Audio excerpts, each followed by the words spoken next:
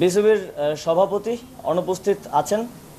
অবশ্যই একটা ফেডারেশনকে ওয়ার্ক করতে হইলে তার সবগুলো অর্গান ঠিকভাবে ভালোভাবে কাজ করতে হয়। সভাপতির মতো গুরুত্বপূর্ণ দায়িত্বে যিনি আছেন তিনি অনুপস্থিত আছেন। কিন্তু বিসিবি যেহেতু একটা অটোনমাস ফেডারেশন আইসিসির অধীনে, তো এই বিষয়ে আমরা সিদ্ধান্ত নিতে পারবো না। আমরা সাজেস্ট করেছি যারা বিসিবির ডাইরেক্টরস আছেন তারা এই বিষয়ে লিগ্যালি কীভাবে আইসিসির লিগ্যাল ফ্রেমওয়ার্কের মধ্য থেকে কীভাবে এই বিষয়টি সমাধান করা যায় এবং অন্তর্বর্তীকালীন সময়ের জন্য কাউকে নিয়োগ করা যায় কিনা সে বিষয়ে তারা আমাদেরকে পরবর্তীতে রিপোর্ট করবেন এবং এই বিষয়ে আমরা প্রসিজারটা চালু রাখবো।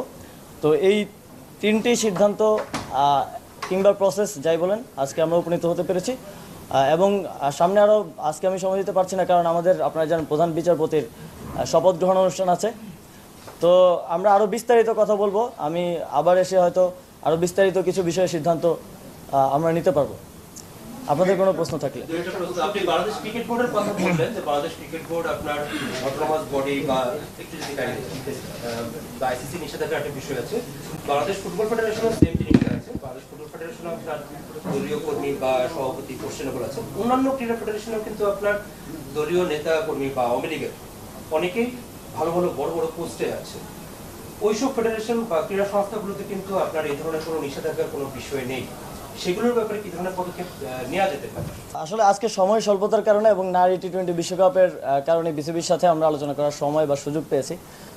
বাকি ফেডারেশনগুলোর সাথে আমরা পর্যায়ক্রমে আলোচনার ভিত্তিতে এই বিষয়গুলোতে তাদেরকে সাজেশন দেওয়ার থাকলে সাজেশন দেবো এবং অবশ্যই লিগ্যাল ফ্রেমওয়ার্কের ভিত্তিতে কাজগুলো করতে হবে।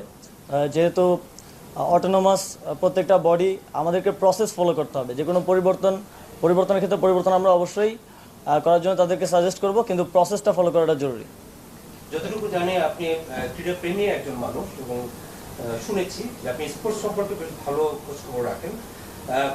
জানতে চাই যে বাংলাদেশের স্পোর্টসে যেহেতু আপনি এখন দায়িত্বে আছেন ক্রীড়া মন্ত্রণালয়ে, স্পোর্টসের বাজেট কিরকম, কোন কোন খাতে কিরকম, সেটার ব্যাপারে কি কোনো ধারণা আগে ছিল কিনা বা এখন কোনো পেয়েছেন? আসলে স্যার আজকে আসছেন, আমরা কার্যক্রম সম্পর্কে বলেছি, স্যারকে বাজেট সম্পর্কে আমরা বিস্তারিত ধারণা দিব। আপনাদের অবগতির জন্য জানাচ্ছি গত অর্থ বছরে আমাদের 1309 কোটি টাকা বাজেট ছিল। এবার সব যুব এবং ক্রীড়া মিলে 2111 কোটি টাকা, 2211 কোটি টাকা আছে। তার মধ্যে আসলে গত বছরের যে বৃদ্ধি, এই বৃদ্ধিটা আপনারা অনেক মিডিয়ায় বলেছেন যে ক্রীড়া ক্ষেত্রে বেড়েছে, এটা বাড়েনি। 700 কোটি টাকা আসলে আমাদের যুবর একটা আর্ন প্রজেক্ট আছে ওয়ার্ল্ড ব্যাংকের, সেখানে 700 কোটি টাকা আসার ফলে এটি বেড়েছে। এছাড়া যে নর্মাল বৃদ্ধি সেটা 10% নিচেই আছে। আমরা মাননীয় উপদেষ্টা মহোদয়কে বাজেট নিয়ে টোটাল ব্রিফ করব এবং আমাদের বাজেট আরো এক্সপেডাইট করার জন্য পরবর্তীতে বাড়ানোর জন্য, ক্রীড়া ক্ষেত্রে ভূমিকা রাখা বা সাফল্য পাওয়ার জন্য সেটা ইনশাল্লাহ আমরা চেষ্টা করে যাব। ধন্যবাদ সবাই। খুবই সংক্ষেপে অনেকেই বলছেন যে আপনি দায়িত্ব নেওয়ার পরে ক্রীড়া ক্ষেত্রেও যে গত 16-15 বছরের বিভিন্ন বৈষম্য হয়েছে, অনিয়ম